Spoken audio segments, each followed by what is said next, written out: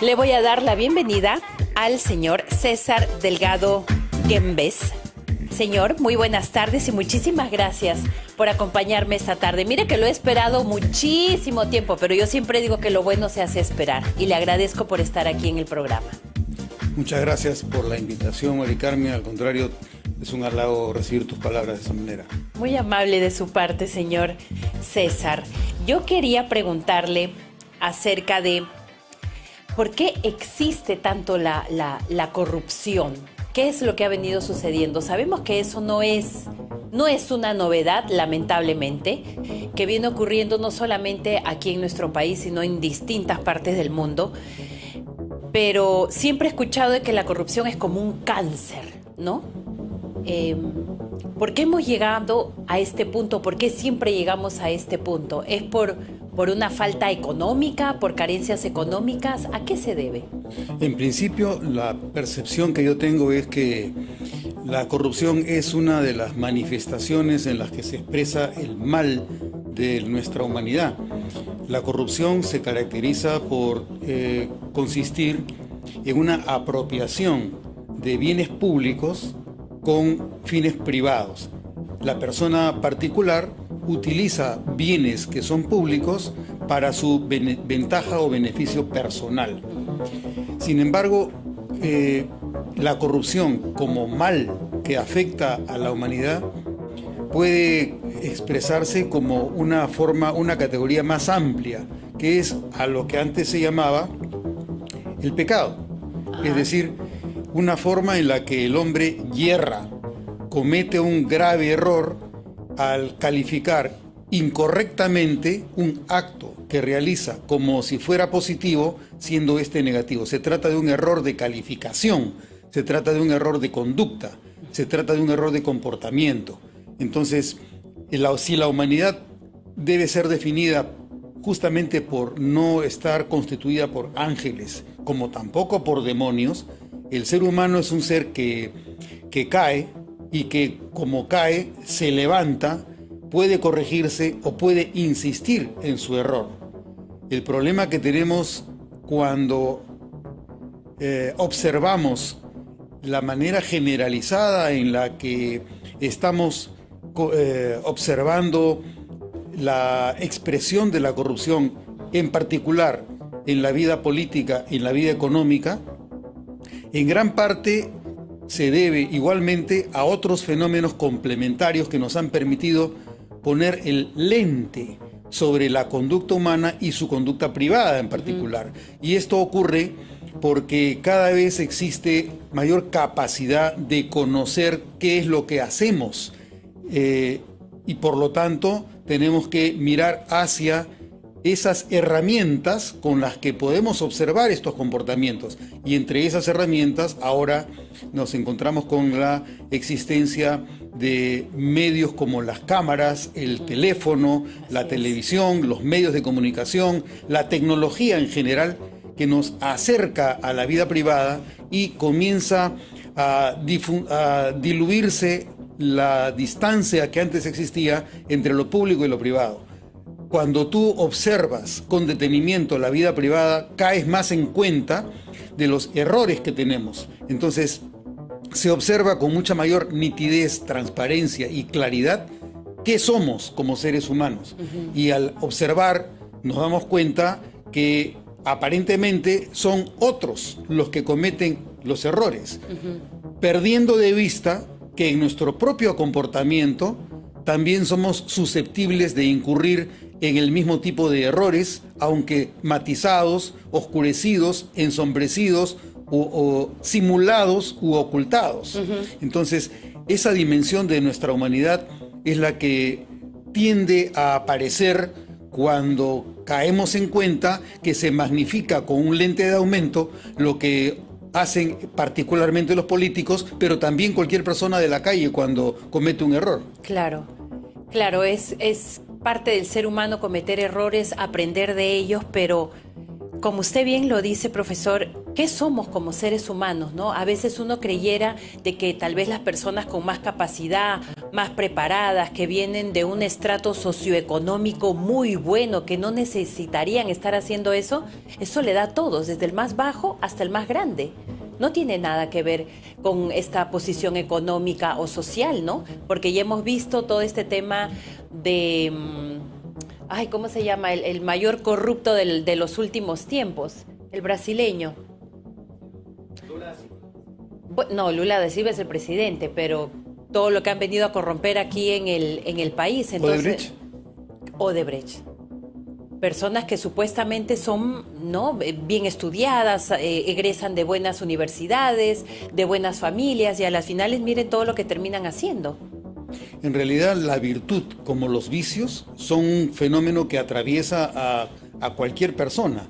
Puede ser una persona muy pobre y muy viciosa, o una persona muy rica y virtuosa, y al revés, una persona muy pobre y virtuosa a la vez que una persona muy rica y viciosa. O sea, la virtud y el vicio no son patrimonio de clase social alguna, ni de personas educadas o no educadas.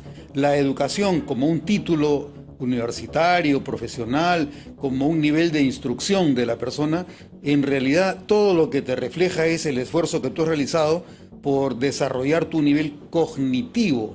Pero hay otra dimensión humana muy importante, que es la dimensión de la honestidad y de la probidad.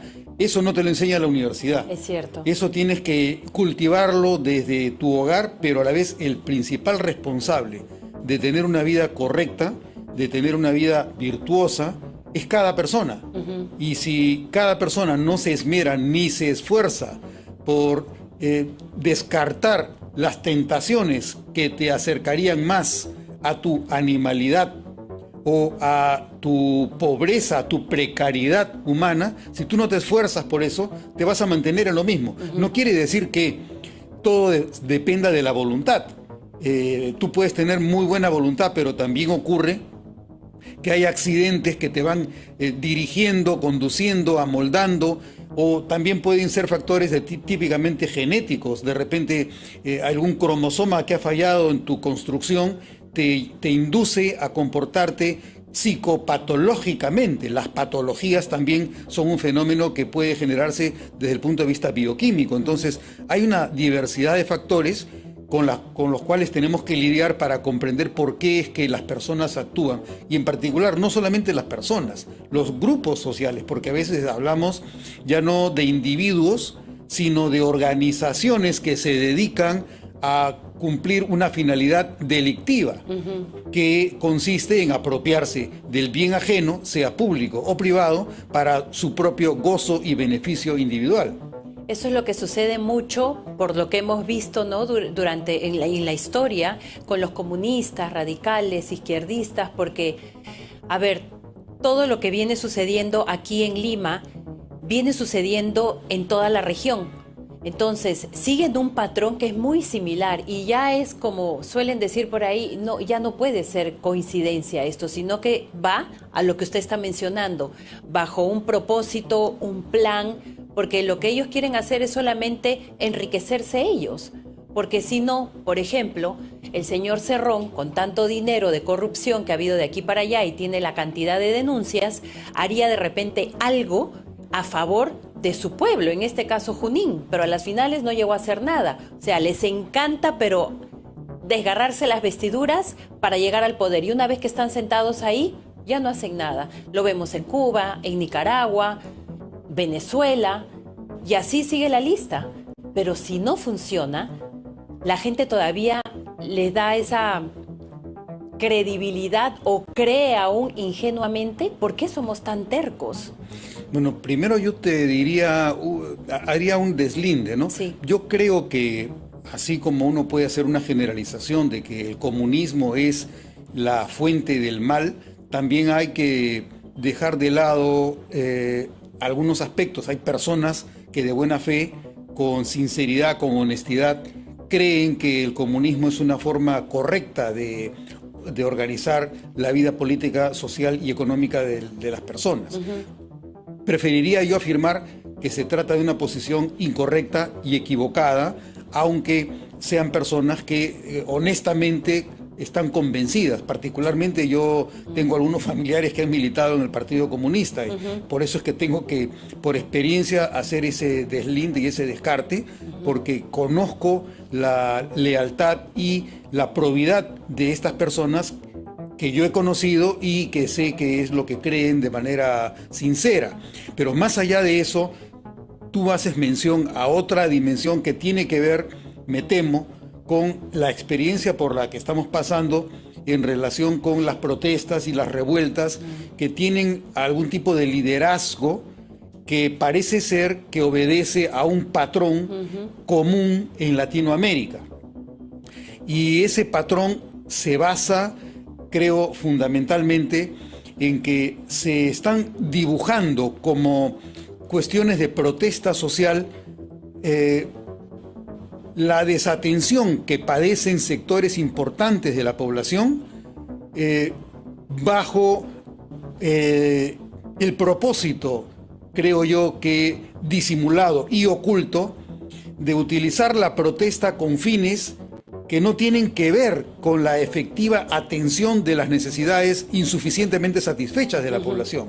Porque si de lo que se trata es de protestar por la desatención y por la insatisfacción de las poblaciones olvidadas, llámese de Puno, de Madre de Dios, de Apurímac, de Huancavelica, de Cusco, de Moquegua, de donde sea en el sur, lo correcto sería identificar cuáles son concretamente esos aspectos desatendidos o insuficientemente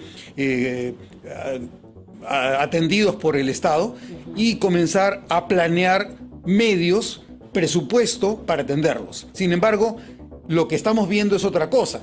Totalmente. Dicen que se trata de una protesta, pero lo que se busca no es la atención directa de esas desatenciones. Lo que se busca es una asamblea constituyente, que renuncie la presidenta de la República, que se vayan todos, como si con eso se solucionaran los problemas de la desatención social. O sea, es un diagnóstico totalmente equivocado. Totalmente. Y cuando vemos ese desfase entre la protesta y los medios con los que se propone solucionarlo, lo que tenemos que pensar es que ahí hay un liderazgo engañoso, porque se utiliza a la población para buscar otra finalidad. ¿Cuál?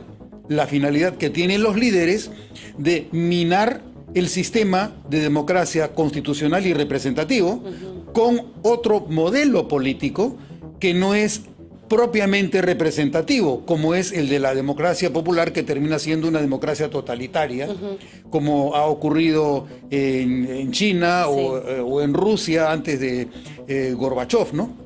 Entonces, hay que deslindar y ver cómo es que se está produciendo también en nuestro tiempo otro fenómeno que ya a fines del siglo XX, este filósofo, este sociólogo francés Maffesoli llamaba el neotribalismo, que consiste en que hay comunidades afectuales que se comportan como masa, compuestas por personas sin identidad que van migrando de una protesta a otra y que en realidad no constituyen una agrupación nacional, constituyen grupos que se mueven y que protestan porque son parte de un afecto, de una comunidad de afectos, que se utilizan con fines no necesariamente institucionales. Entonces, creo que el neotribalismo es una de las maneras de comprender qué es lo que están haciendo quienes lideran las así llamadas protestas sociales con el fin de liderar un movimiento político cuya última finalidad es acabar con la democracia representativa y reemplazarla con formas que ellos llaman de democracia popular, pero que finalmente son formas de autoritarismo o de autocracia. Claro. Qué interesante lo que dice, profesor, y sí, no lo he escuchado en ningún lado más que aquí. Y ahorita que usted lo está diciendo, ¿no? El neotribalismo. Eso es bueno, lo que hemos estado presenciando todo este tiempo. Ahora, la manera en que tiene no de responder directamente, pero cómo viene actuando, por ejemplo, el Congreso, nuestras autoridades, con una cosa tan mínima entre comillas, ¿no? Porque sí genera indignación y uno dice, ¿qué tal frivolidad de parte de las personas en estar ahora tocando el tema del buffet? Que antes costaba 12 soles, 16 soles y ahora los buffets son 80 soles porque ellos necesitan alimentarse y estar saludables. Y es como una cachetada a todo lo que la gente, porque hay grupos, sí, que están protestando con justa razón porque no tienen que comer, porque ya no les alcanza para comprar de repente un balón de gas, porque las cosas de la canasta básica aún siguen subiendo de precio y sin embargo aquí estamos viéndolos a todos ellos, ¿no? Bien alimentados y hablando de los 80 soles de un buffet durante un día, todos los días, no logro entender eso. ¿Qué parte del ser humano es esa? Creo que sin tener suficiente información sobre la materia, porque no sé cómo es que han llegado a esa cifra, yo lo primero que pienso cuando observo estas cosas es, debe haber habido un concurso y le han dado la pro a una empresa encargada de los menúes que ha fijado eso como un precio básico. Pero la pregunta es entonces, ¿no han competido otras empresas con un mejor precio por el menú de forma que la concesión en los comedores del Congreso sea más favorable al presupuesto del Congreso y al erario público? Esa es la primera pregunta que yo me haría. La segunda sería, ¿cómo se descompone y qué usos va a tener? Y si es que existe algún otro tipo de menú y no solamente ese. No lo sé, pero si es así como pareciera, como se presenta, obviamente pasar de 12 soles a 80 soles sin mayor reflexión, sin mayor análisis, es un escándalo. Es que ni siquiera deberíamos de estar tocando ese tema, profesor, con tantos temas importantes, vitales que necesita el país, estar tocando pues si el menú cuesta. A mí no me interesa cuánto cuesta, qué cuesta, cómo cuesta. Lo que me interesa es de que ese dinero, con el buen billete que ellos se llevan a casa mensualmente, por lo menos que se hagan su comida y se lleven su tupper. Y ese dinero usarlo para otras cosas. Mira, Mari Carmen, ya que tocas el tema, voy a hacer una confesión que a mí me lleva a pensar lo mismo, que es un abuso, ¿no? Por favor. Cuando yo salía de trabajar del Congreso para almorzar, había una carretilla al frente o en la parte posterior del Congreso, en el Jirón Ayacucho, donde había un par de amigos que venden habas, ¿ya? Queso, choclo, papa, huevo, y yo me compraba mi menú por no más de 5 o 6 soles. Claro. Si tenía más apetito, iba un poco más allá a un restaurantito que se llamaba Víctor, donde una paisana de la comunidad china me vendía o una palta rellena o una causa rellena y eso me costaba 8 soles. Sí. 8 soles, o sea, estamos hablando de la 10ª parte de lo que costaría un menú. Claro. Y está al costado del Congreso. O sea, es que hay un montón de lugares alrededor del Congreso. Y chifas. Un montón. Y hay menú, ya quisiera yo, esas paltitas rellenas, yo también a mí me ha tocado, cuando me ha tocado ir a cubrir por algún lado de ahí, pero es que yo no entiendo. Por eso es de que existe también el resentimiento. Si una persona escucha una noticia, digamos, yo me encuentro en Puno o en Cusco, o donde de repente yo no tengo la facilidad de tener esa llegada o tener el dinero para comprarme siquiera mis 6 panes que antes me costaban 2 soles y ahora solamente me compro 2 o 3, y de repente me doy con esta noticia, uno se llena de resentimiento. Por eso es de que el primer bueno que viene y dice no, que sí, que miran lo que hacen y todo, y lo utilizan a su favor, están ya dándole a la vulnerabilidad de las personas. Mira, uno cuando analiza la situación del Congreso puede tener muchos argumentos, pero lamentablemente cuando se revelan este tipo de informaciones sobre el Congreso, pierden peso cualquier argumento. Yo podría señalar por qué es que estamos descontentos con el Congreso, cómo existe una explicación racional respecto de por qué es que existen los altos niveles de desaprobación del Congreso. Existen explicaciones racionales. Pero ¿cuáles, profesor? Bueno, en principio, por ejemplo, de los 25 millones de electores que somos, solamente tienen representación en el Congreso el 42%. hay 58% de la población no tiene representación. ¿Por qué? Porque el 30% no concurrió a votar. Más o menos el 20%, un poco menos del 20% votó nulo o blanco, y más o menos el 9% de la población no llegó a tener representante porque su partido no pasó la valla electoral. Entonces, en el Congreso solamente tenemos una representación del 42% de la población. Y ese 42% de la población está dividido ahora en 13 bancadas. Cuando en el Congreso se tienen que tomar decisiones, cada congresista, el voto de un congresista equivale a aproximadamente 81.000 electores. 81.000, el voto de un congresista es lo que vale. Políticamente, el voto de un congresista vale 81.000 electores.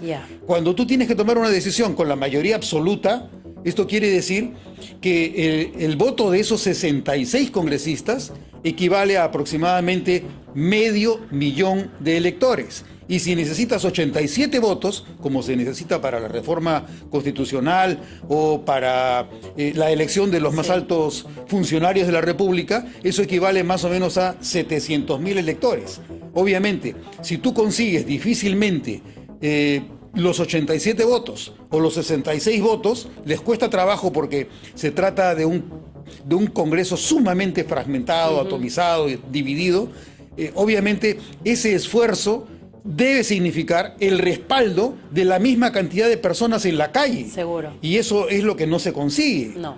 No, ni se conseguirá mientras ellos sigan ahí, porque como va la cosa, definitivamente pues no existe educación política. Ayer nada más volvimos a ver otro informe de parte de nuestros compañeros, colegas de Contracorriente en Willax, donde siguen saliendo, ¿no?, la lista de nombres de congresistas que han vendido su voto y que también le sugerían al señor Castillo proponiéndole distintos personas para los distintos ministerios. O sea, la crisis no solamente es económica, bueno, ahorita nos estamos manteniendo de alguna u otra manera, sino la moral inexistente, los principios inexistentes.